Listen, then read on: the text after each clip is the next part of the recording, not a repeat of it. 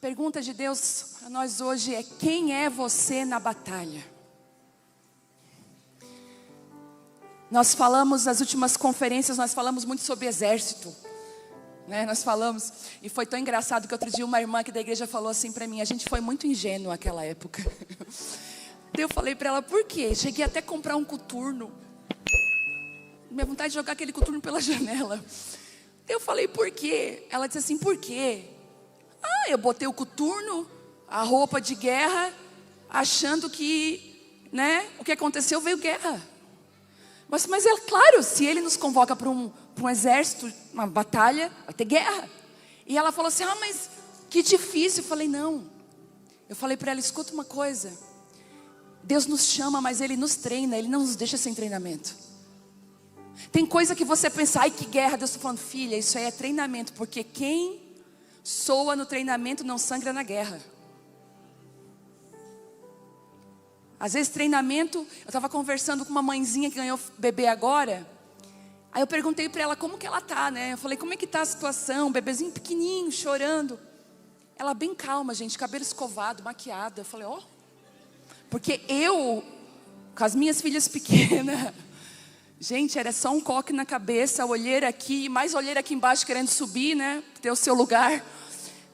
Eu não tinha tempo para nada. E quando eu vi ela toda organizada, com o bebezinho e tal, eu falei para ela: como é que está sendo? Ela falou assim: para mim está sendo muito tranquilo. Eu falei: nossa, porque ela dorme muito bem? Ela disse: não, não é isso, é que eu me preparei muito. Eu me preparei para o pior. Eu estudei, ela falou, enquanto todo mundo dizia: dorme, dorme, não, eu comecei a treinar o meu sono. Eu comecei a estudar, eu comecei a organizar a minha casa. Então quando a bebê chegou, a casa estava organizada, eu estava treinada. E eu disse: nem é tudo isso. Eu quero dizer isso para você, que Deus nos dá treinamentos, para quando chegar na hora da guerra, você dizer: eu estava esperando o pior. Não é tudo isso, vai estar escovada e maquiada, gente, quando o teu bebê nascer, amém? Mas quem é você na batalha? Nessa batalha que o Senhor chamou, quem é você? Quem é? Quem é você no meio desse chamado? Porque o Telmo foi 20 anos militar. Por 20 anos, para mim é muito comum ter a visão do exército, de uma tropa sendo organizada. Os da fileira da frente, os que ficam mais para trás. E não só isso, gente. O exército brasileiro e o exército no mundo, ele é dividido em 5 armas. Que é a artilharia, que o nosso quartel aqui de Criciúma são os artilheiros, a artilharia. Nós temos a cavalaria, já viu aqueles militares andando de cavalo? Cavalaria. Nós temos a engenharia, que é uma das armas, que é onde eles fazem aquelas pontes durante a guerra, que constroem e desconstroem, são a engenharia. Nós temos comunicações, que é o pessoal que fica comunicando entre uma tropa e outra. E nós também temos a infantaria, que é aquele que vai na frente, é o primeiro ali. Então existe uma organização na batalha. Deus nos chamou para lugares específicos. Eu amo esse Deus, porque se é uma coisa que Deus tem e Ele é organização. Se você vê um lugar desorganizado e sujo, pode crer que quem está ali, quem está comandando aquele lugar é o demônio, o diabo. Porque se você vê aonde tem possessão demoníaca, nesses lugares, a sujeira, a desorganização. Mas onde Deus habita, onde Deus está, tem organização. Deus é um Deus muito organizado. É por isso que quando Deus entra na nossa vida, uma das primeiras coisas que acontece é a organização. Ele vai colocando tudo em ordem. Mas nós estamos vivendo hoje um tempo de estabelecimento. Nós estamos vivenciando. Nós vivemos muitas estações. Mas hoje, nessa estação que estamos vivendo, Deus tem estabelecido a vontade dEle em muitas vidas, em muitos lugares. Eu vejo pessoas assustadas vindo falar comigo, contando de milagres que Deus está fazendo, contando de coisas que não é possível em mão humana, só Deus pode fazer. Só que tempo de estabelecimento também é um tempo de guerra. E eu quero lembrar vocês que quando o povo saiu do Egito, talvez eu teria o mesmo pensamento que eles. Como nós já tivemos muitas vezes pensamentos assim. Quando eles saem do Egito, que vocês lembram que foi 10 pragas para Faraó abrir mão deles. Não foi difícil? Até a última, a morte dos primogênitos. Olha que dificuldade. O povo sai cansado emocionalmente, espiritualmente lá de Faraó. Carrega tudo que tem, vai para o deserto. Aí o Faraó vai atrás, o mar se abre, eles passam. Uau, o mar se fecha e todo aquele Faraó e todos aqueles homens morrem no meio do mar. O que eu e você pensaria numa situação dessa? E o que o povo pensou? Acabaram-se os meus problemas. Os meus inimigos se acabaram. O maior inimigo de Israel naquela época era Egito. Acabou. Só que a grande verdade, que na terra que estava por vir, o deserto que eles iam passar, ia ser um tempo de treinamento. E um tempo onde eles iam enfrentar inimigos que eles ainda não conheciam. Esse é um lugar que Deus nos molda. Outro dia eu perguntei para o Senhor, eu falei, Deus, por que o Senhor está permitindo isso comigo? Fiz uma oração, falei, Deus, por quê? Eu olhei para trás em algumas coisas que nós passamos. E eu perguntei, Senhor, por que essa situação aqui específica o Senhor não nos livrou? Por que nessa situação específica o Senhor permitiu que nós fôssemos enganados? Porque, gente, o engano está aí fora para todo mundo ver. A palavra engano já diz, a gente achava que era, mas não. E nos últimos dias, um dos maiores inimigos ia ser o engano. Quantas de nós já nos enganamos? Achamos que era, mas não era. Nos enganamos num lado negativo, achamos que era uma bênção, era uma maldição. Mas também nos enganamos no lado positivo. Quantas vezes que a gente achou que era uma maldição, mas era uma bênção. A gente estava enganado. Mas tantos enganos estão por aí. E eu falei isso para o Senhor, Senhor, por quê? E o Senhor me deu Deuteronômio 8:2. E eu queria ler com vocês. Eu não vou esperar você abrir totalmente agora, mas é o segundo livro, acho que é o segundo, não. É o quinto livro da Bíblia. Vamos lá. Lembre-se de como o Senhor, o seu Deus, os guiou pelo deserto esses 40 anos, humilhando-os, pondo à prova o seu caráter, para ver se vocês obedeceriam ou não os seus mandamentos. Sim, Ele os humilhou, permitindo que tivessem fome. E em seguida Ele os sustentou com maná, com um alimento que nem vocês, nem seus antepassados conheciam, a fim de lhes ensinar que as pessoas não vivem só de pão, mas de toda palavra que sai da boca de Deus. Algumas situações que Deus permite que a gente passe nos nossos desertos, humilhações, é para saber como que é o nosso caráter, é para provar o nosso caráter. Quantas vezes a gente quer dar um sim, porque aquilo vai trazer benefício para a gente, mas Deus fala, eu quero que você diga não. Quantas vezes no meio de um deserto nós vamos nos alimentar daquilo que vem da boca de Deus, o maná diário. E uma das coisas que eu fico impressionada com o maná, é que o maná caía do céu para o povo. E o que Deus falou é o seguinte, não guardem o maná, porque se guardar para o outro dia, vai apodrecer. Ele vai criar mofo. Mas o povo foi testado. Sabe por quê? Porque alguns do povo guardavam. E sabe o que aconteceu no outro dia? Apodrecia. E sabe o que aconteceu no outro dia? O maná novinho caía. Talvez o Senhor está exatamente fazendo isso na sua vida. A provisão é pro dia. Não dá para guardar para amanhã. Mas eu gosto de ter reservinha, Deus, mas nessa fase não tem reservinha. Eu lembro de uma época na nossa vida, até financeiramente, gente, era pro dia, era o pão do dia. O pão do outro dia eu não sabia se ia ter. Eu lembro de épocas que a gente dizia assim, agora vamos afogar, agora... Deus dava mais um suspirinho, a gente conseguia ficar respirando assim, ó. Mas era um tempo de cuidado de Deus, onde o maná caía todos os dias. Eu quero declarar isso sobre a sua vida. Não guarde aquilo que Deus mandou você desfrutar. Eu vou repetir. Não guarde aquilo que Deus mandou você desfrutar. Não guarde aquilo que Deus deu para você desfrutar. Desfrute de tudo aquilo que Ele tem derramado nesse dia para você. Eu vejo também que nós não sabemos desfrutar. Desfrutamos com peso. Se Ele derramou o maná sobre a sua vida, desfruta dele. No outro dia vai ter mais. Ele vai derramar, Ele é fiel para isso. Por isso Israel teve inúmeros embates.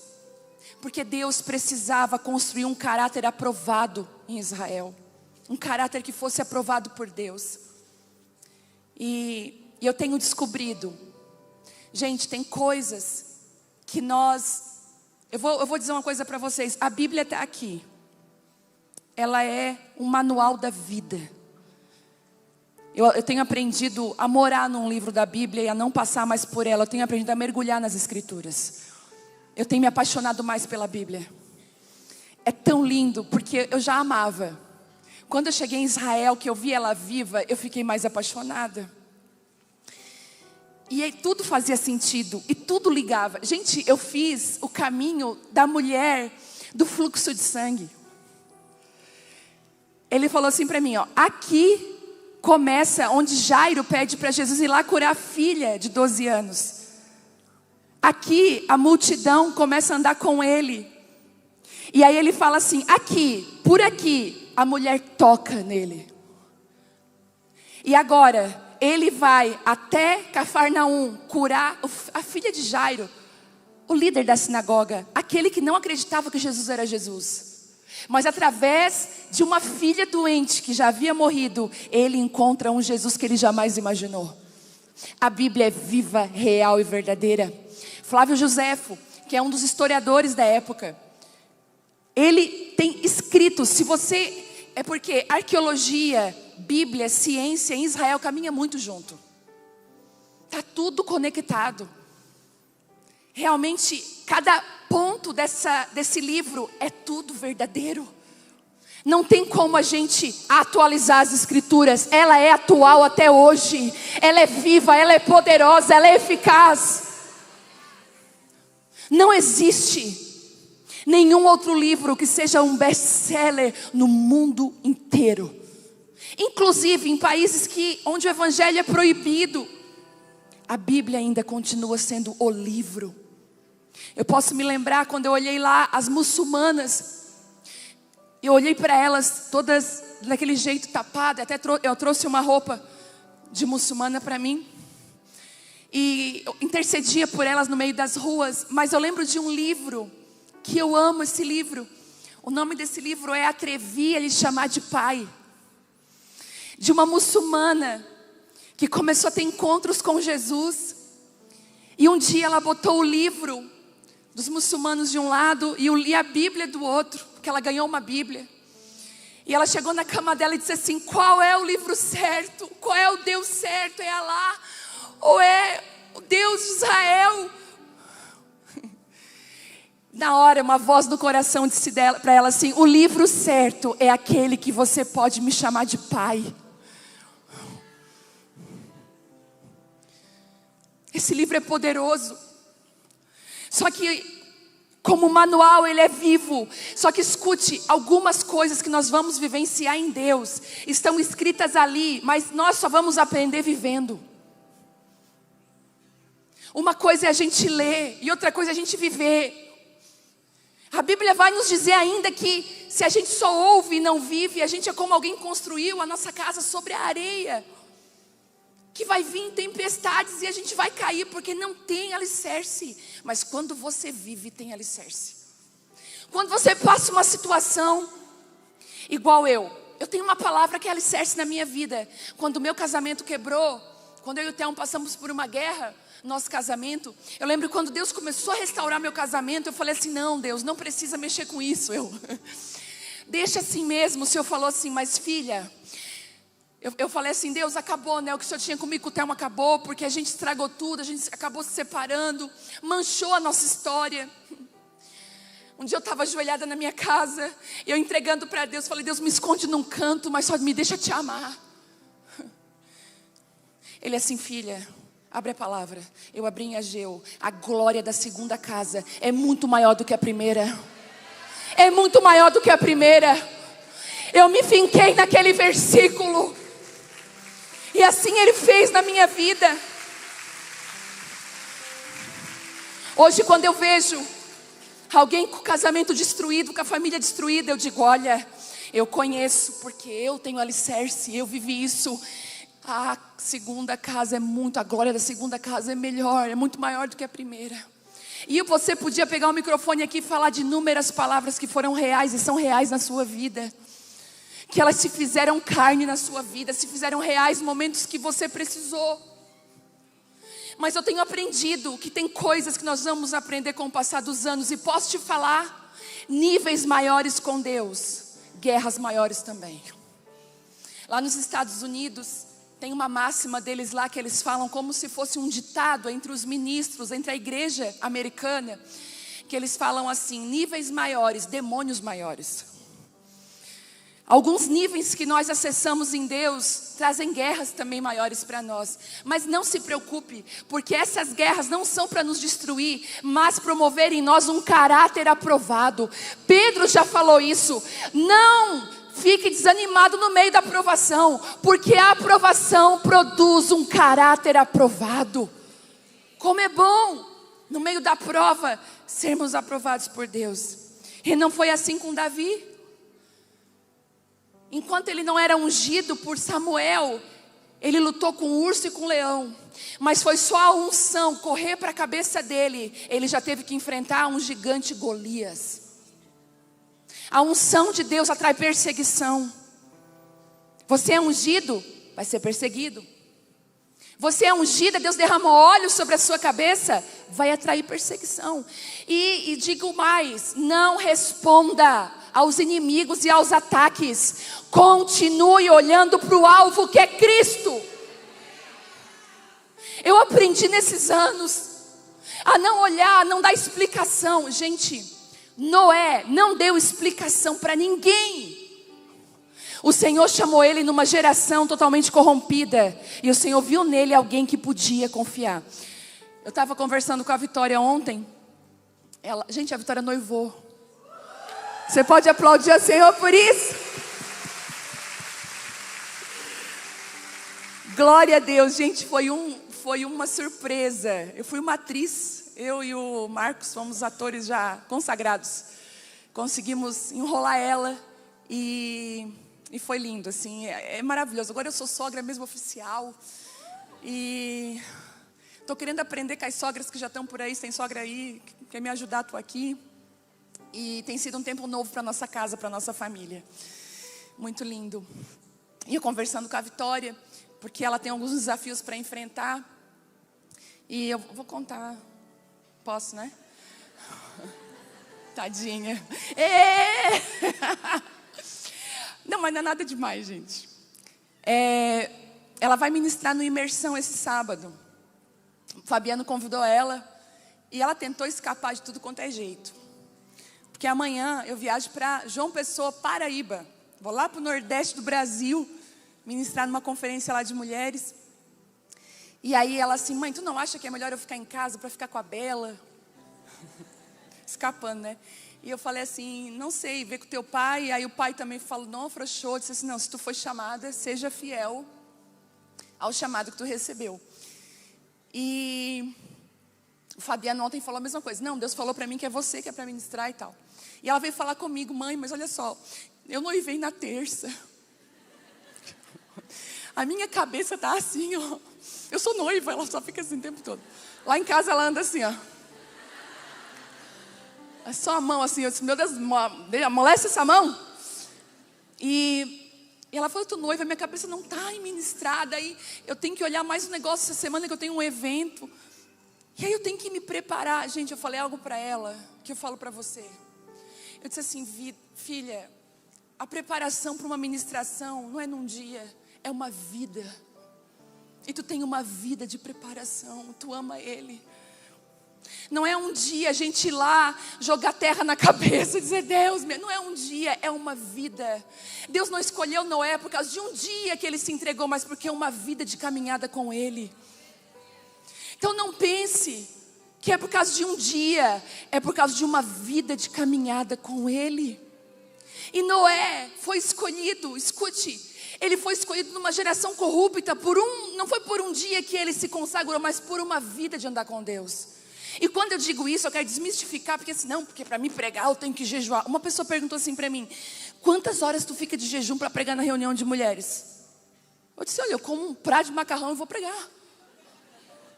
Não tem isso. Tem períodos que Deus me pede jejum, mas a minha vida precisa me aprovar. Não é o meu ritual, é a minha vida. Entende? É como a esposa que eu sou, é a mãe que eu sou, sabe? A filha que eu sou. Isso que tem que me aprovar. Entende? A minha vida é constante com Deus. Eu minto. É isso. Eu tenho a opção de falar mal de alguém e eu desvio disso. Deus está vendo, gente. Ninguém está vendo, mas Deus está vendo. Quando a gente desvia do mal. E eu quero te dar um conselho: desvie do mal. Porque o mal vai vir sim para nos pegar. Uma fofoca, uma maledicência, uma palavra maldosa. Nós precisamos desviar. Isso nos aprova para o amanhã. Agora Noé, escute o que eu vou falar. Noé não se justificou para ninguém. Deus falou para ele: eu te dou um projeto, eu te dou um material, vai fazer o que eu te mandei. E todo mundo diz: ele é louco. Num deserto construir uma arca dessa, um barco desse para flutuar, isso não vai dar certo. Noé não parou para responder. Se Noé tivesse parado para se explicar, a arca não estaria pronta. Mas ele concluiu aquilo que Deus tinha para ele. Posso te dar um conselho? Não se explique. Não se justifique. Quem está falando mal não vai parar de falar mal porque você se justificou. É pior. Já percebeu que é pior? Para você dar comida para o negócio.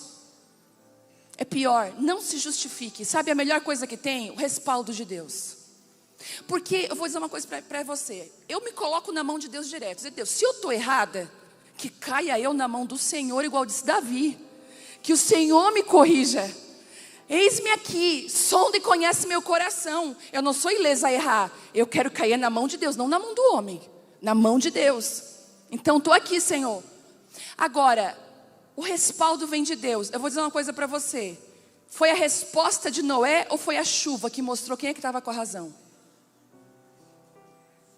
A chuva. A sua parte é fazer o barco, que parece loucura, nada a ver com o negócio, mas a chuva vai vir como respaldo de Deus. E todo mundo vai dizer: agora eu entendi esse barco. Não pare de fazer coisas que Deus pediu para você, porque ninguém ao seu redor está entendendo. Se a sua família está contigo, se as pessoas de autoridade da sua vida estão junto contigo, segue naquilo que Deus mandou você fazer. Vai chover. O respaldo de Deus vai chegar na sua vida. Mas em Êxodo 17, agora eu quero que você abra, eu vou te dar tempo para isso. Êxodo 17.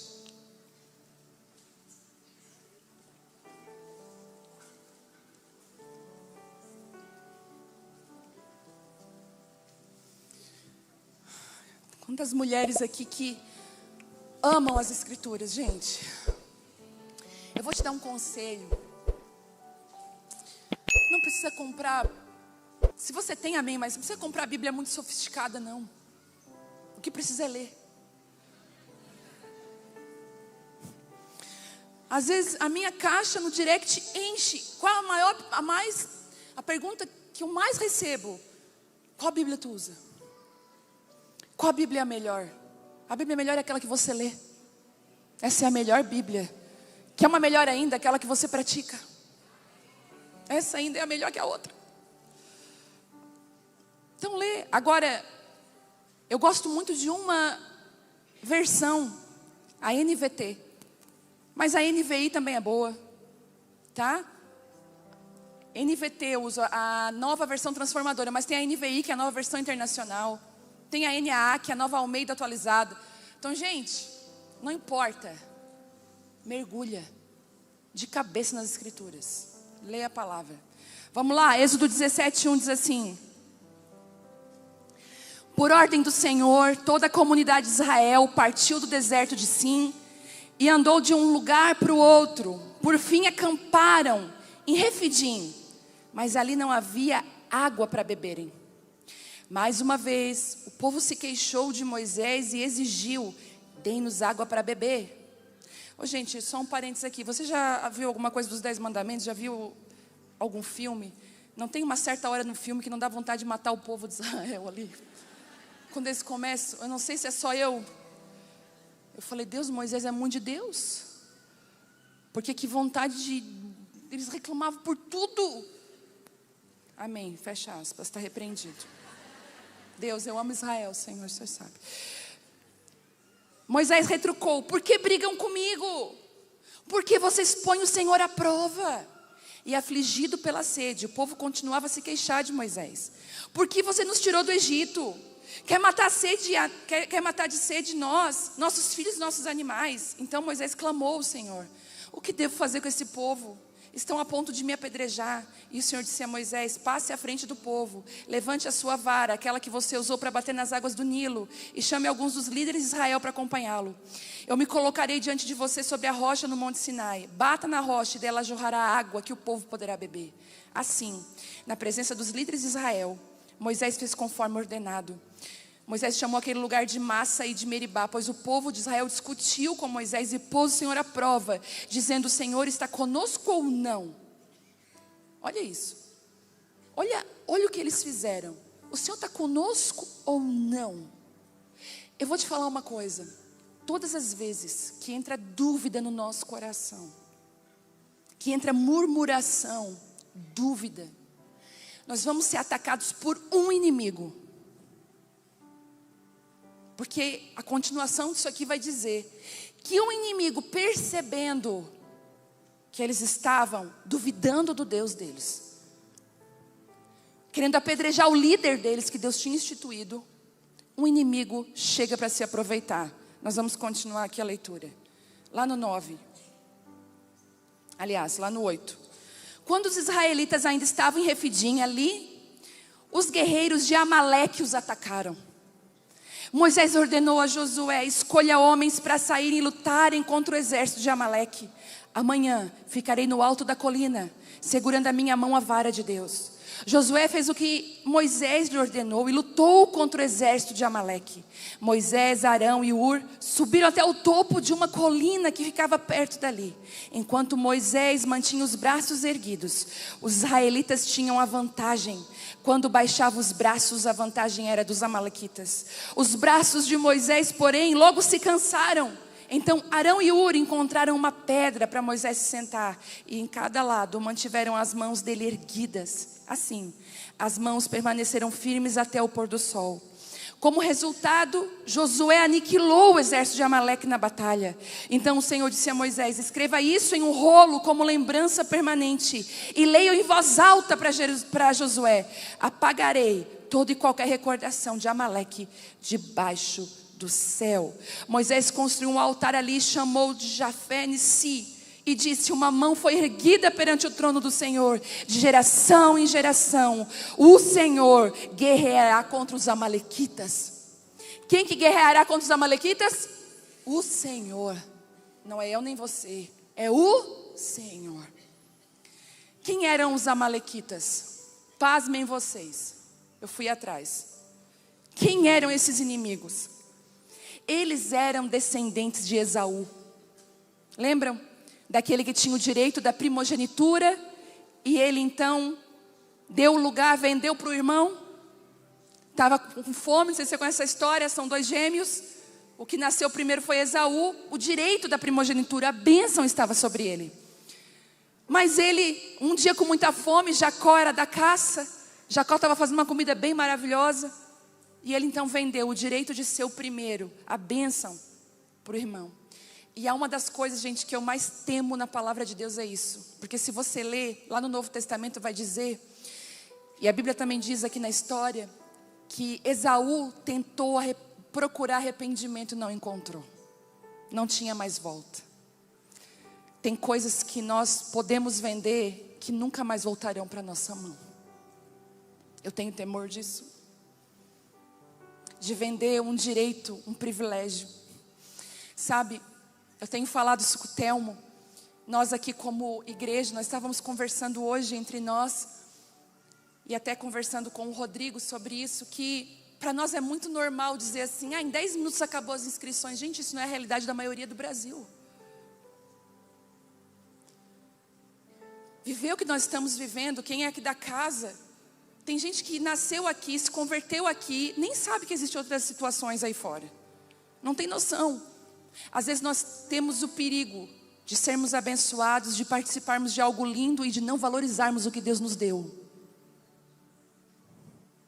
E muitas vezes aquilo que nós não valorizamos, nós perdemos. E a Bíblia nos mostra que Esaú perdeu definitivamente. Não teve lugar de arrependimento. Então hoje, com muito temor eu falo isso. Que a partir de mim, eu possa valorizar a unção, os direitos que Ele me deu como filha, como primogênita. Que eu não me venda, que nós não possamos nos vender quando a fome bater. Amaleque era descendente de Esaú, um povo rejeitado. E a Bíblia diz, isso é muito interessante. Existe você vai ver Amaleque atacando muitas vezes, escute, muitas vezes atacando Israel. Lembram de Ziclag? Quando Davi foi lutar uma guerra, eles vão lá, pegam Ziclag, roubam as crianças, os filhos e todos os bens de Davi. Quando Davi chega, a cidade está saqueada, não tem nada. Lembra que Davi fala que os homens queriam apedrejar Davi e dizer assim, nós fomos lutar contigo, como que Deus deixou isso acontecer? Davi fala assim, então eu recobrei forças no Senhor. Lembram disso? Quem atacou foi Amaleque. Agora eu vou dizer 3 características de Amaleque. A primeira estratégia dos amalequitas é atacar pela retaguarda. Quando o povo estava andando no deserto, tinha um movimento lindo. A gente pensa assim, o povo andava no deserto. A gente achava que era uma multidão desordenada. O povo andava no deserto como se fosse uma águia. 5 pontos, tá? 1 na frente, 2 aqui, 2 ao lateral e mais 2 atrás. Como que era? Na frente, os homens fortes, os guerreiros, aqueles que iam para desbravar. Ao lado, os homens que eram fortes também, guerreiros, porque eles eram a retaguarda do lado, eles iam cuidando. No fundo, no meio, as mulheres grávidas, as crianças, os doentes e mais atrás os guerreiros. Então existia uma estratégia de andar. Existia uma organização. Lembra que eu falei da organização para vocês? Não caminhe sem organização.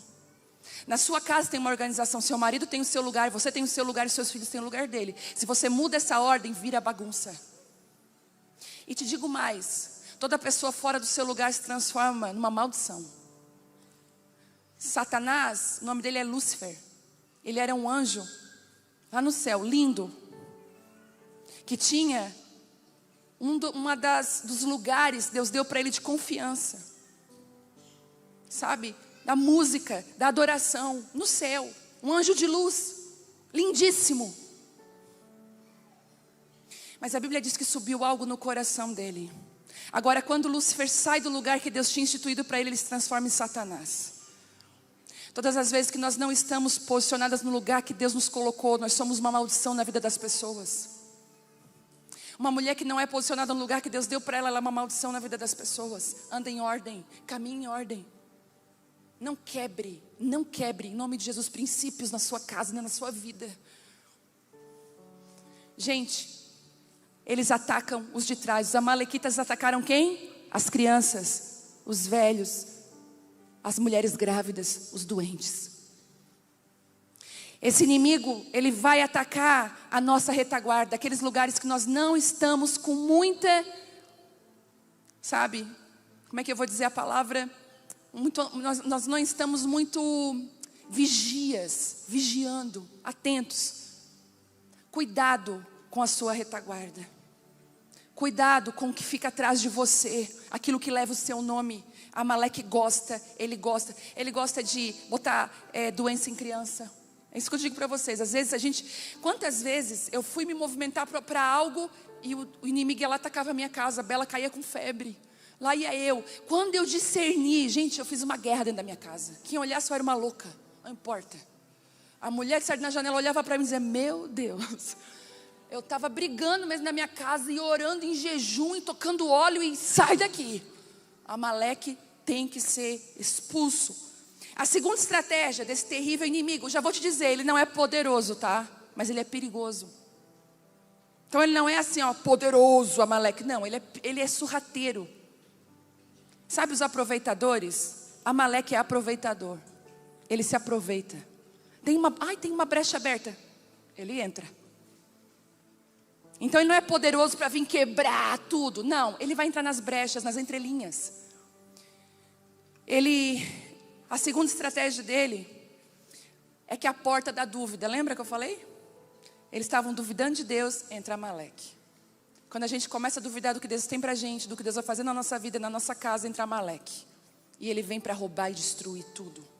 Para acabar com tudo, para saquear tudo.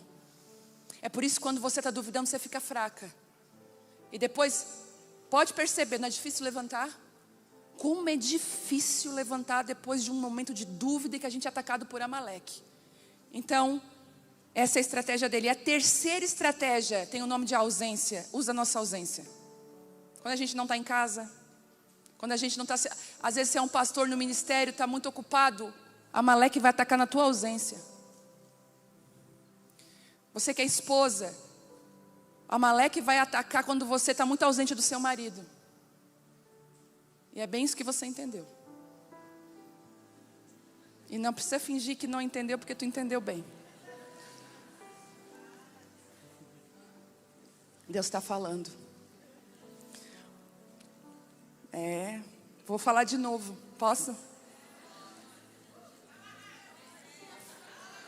Está amarrado não, está solto. Está bem solto. É na ausência que Amaleque entra. Dentro do casamento. Na ausência como esposa. Na ausência de ser a namorada, a amiga, a parceirona. Se você é aquela que não é parceira, que tudo reclama, cuidado, Amaleque já pode estar lá sentado no teu sofá. Agora pode dizer que está amarrado porque está mesmo. Gente, tem coisa que eu não gosto, mas eu gosto, entendeu? Pode? Outro dia eu estava muito curiosa, eu fiz uma pergunta. Eu falei assim, vem cá, para ele, pro Telmo. Estava naquele momento só love, só amor, te amo, tu é a mulher da minha vida, como eu te amo. Ele anda assim, gente, apaixonado. Mas eu tenho que dizer assim, tá. Tem que me vingar um pouco dele aqui, né? Aí eu assim para ele, tá, mas então me fala assim, ó, o que é uma mulher maravilhosa para um homem, perfeita para um homem?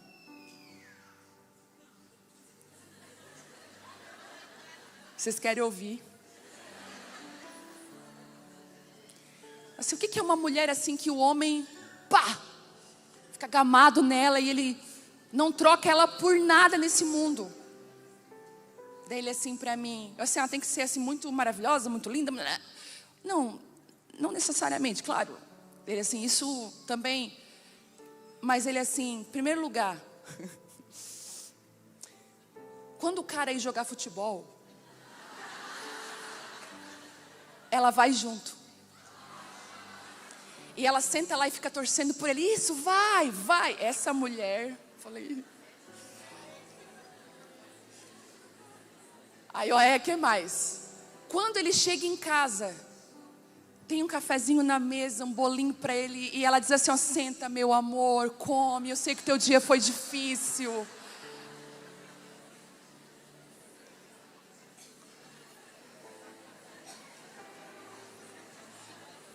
Vai pegando aí. Tem umas que estão pegando já o sarrafo. Deixa eu chegar em casa. Aí eu falei, que mais? Aí ele falou assim, ó. Aí ela é cheirosa. Ela se cuida, ela se ama. Ela é bonita, ela não anda igual a amostra grátis da grande tribulação. Ela não é uma amostra grátis do que está por vir. Ela é bonita, ela é cheirosa. Eu falei, tá, e aí? O que mais, né? Então, quando os dois vão dormir, eles não dormem. É fogo puro. Aí eu falei, é assim a mulher perfeita. Aí, não, e tem mais, ela ama Deus. Ela ora na madrugada. Às vezes, esse homem acorda e a mulher está com a mão assim na cabeça dele, na madrugada, orando por ele. Eu falei, é. Aí eu disse, é só isso? Daí ele assim, eu podia colocar umas coisas, mas o principal está aí.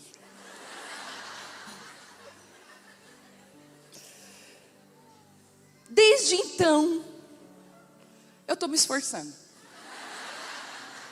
Não fui em nenhum jogo de futebol ainda, mas é a minha meta. Colocar uma roupa aí, ou jogo de vôlei, qualquer coisa, e ficar lá torcendo. Isso aí, vai lá, e olhando cada lance, porque ele disse que não é só ficar lá no celular, tem que ficar olhando. E dando atenção. A ausência é porta para Amaleque. A ausência é porta. A ausência na maternidade, porta para Amaleque. Por que tem filhos e crianças sendo roubadas hoje? A ausência. Tenho certeza, Cláudia e a Gi vamos dizer que são líderes do pré-teens e do teens. Nas guerras dos adolescentes, o que mais pega? A ausência. Hoje nós precisamos de presença. E não só entre nós também, percebeu? Que nós estamos dando menos presença para as pessoas. Se a gente está numa mesa, a gente está no celular. E a gente precisa dar presença um para o outro. A presença mata, acaba com o Amaleque. Recebe aí no teu espírito essa palavra. Só que nós vamos ver uma guerra onde tem Moisés, Josué e Arão e Hur. E para concluir, eu quero dizer para vocês, Deus está levantando mulheres e homens como Moisés nessa geração. Escute o que eu vou falar. Deus está colocando eles em lugares altos. E quando eu falo isso, é que são pessoas que são referência. Todo lugar alto é uma referência. Você pode observar. Aqui na cidade nós temos um prédio grande. Para nós ele é gigantesco, que é a Luz Cavaler, gente.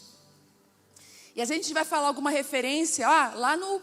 É perto do... Ele já é uma referência para localização. Todo lugar alto é uma referência. Por isso que Deus tem levantado os líderes forjados para lugares de referência. Porque quando existe um Moisés bem posicionado como referência, existe um Josué vencendo as suas guerras nos vales. O que a gente viu no Brasil agora, eu não sei se você percebeu, mas foi muito lógico e muito claro para mim. A pandemia trouxe uma limpeza grande. Parece que tudo ficou às claras.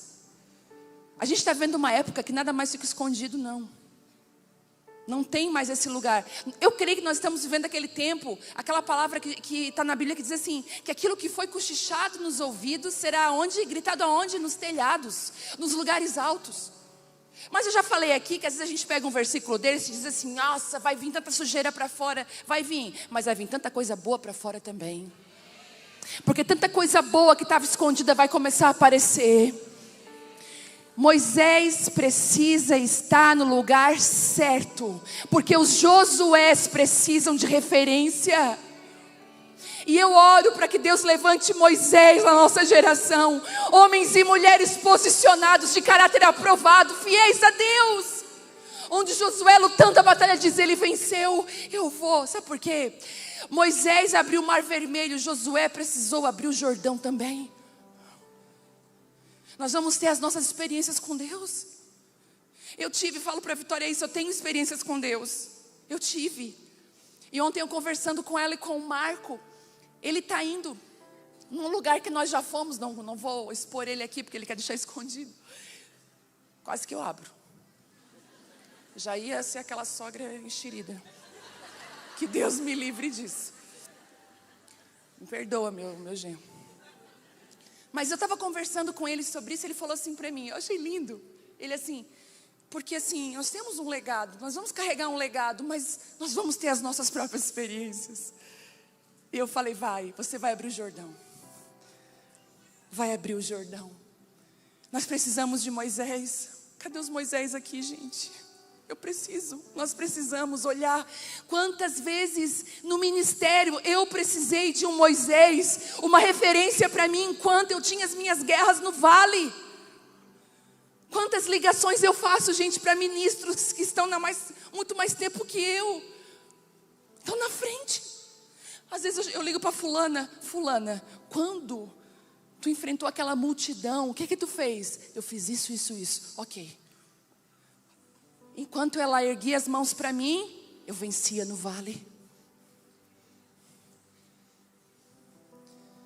Referência, caráter aprovado, equilíbrio, mulher da verdade. Porque vai ter Josué que vai olhar para você e vai dizer: eu vou vencer as minhas guerras. E te digo mais, enquanto Moisés estava com a mão assim, ó, erguida, a Bíblia diz que ele conseguia vencer. Mas quando a mão dele se cansava e caía, eles perdiam para Amaleque. Tinha ausência, portas abertas. Mas de repente Moisés erguia de novo, Josué vencia. Talvez no meio dessa batalha você seja um Moisés. Talvez você seja um Josué. Mas eu estou orando por Arão e Hur aqui hoje. Homens que não vão atacar Moisés, vai dizer: seu fraco, era para estar com as mãos erguidas. Olha, quando você, não, vem cá, deixa eu te ajudar. Deixa eu levantar a tua mão. Tu está cansado, senta numa pedra. Eu estou contigo, eu não vou te deixar. Eu vou interceder, eu vou orar. Eu vou proteger a tua casa, a tua vida. Hoje o Moisés me ligou, cansado, triste. Falou para mim: hoje eu estou arrasada.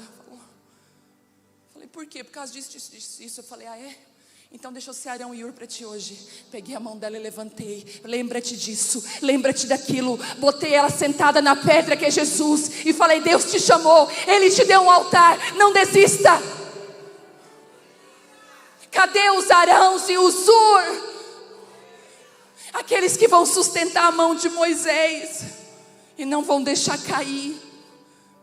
Ah, mas eu sou só alguém que apara uma mão de um Moisés. É, mas é por causa de você que tem uma guerra sendo vencida lá.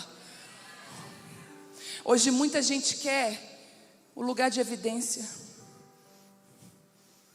mas Deus está procurando aqueles que não querem aparecer, mas querem obedecer e serem intercessores, apoiadores. Eu digo para vocês, é difícil achar quem apoia, porque agora todo mundo quer ter um espaço. Se Arão e Hur dissesse: não, Moisés, então cai fora, que agora é a nossa mão que vai ficar de pé, não ia ter guerra, não ia ter vitória. Entenda o lugar que Deus colocou você. Respeite os Moisés que Deus levantou nessa geração. Não ataque eles, mas seja aquele que levante a mão.